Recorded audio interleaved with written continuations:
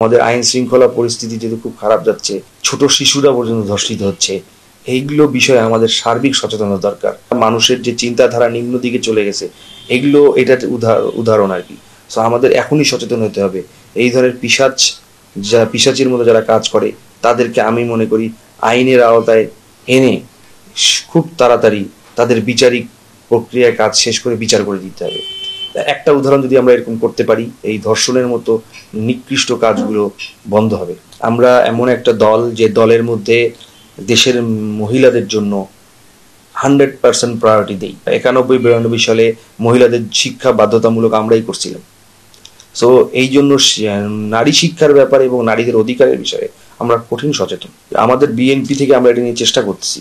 আমাদেরকে সচেতন থাকতে হবে, যে ধরনের অপকর্ম এখন সংগঠিত হচ্ছে এইগুলোকে মোকাবেলা করতে হবে। আমাদের ওই রুট লেভেলের নেতাকর্মীদের কাছে আমার একটাই আহ্বান, আমরা আমাদের কাঙ্ক্ষিত বিজয় যদি অর্জন করতে চাই, তাহলে অবশ্যই আমাদেরকে রুট লেভেলের যে ধরনের অপকর্ম দুষ্ট প্রকৃতির লোকজনরা করছে তাদেরকে মোকাবেলা করা।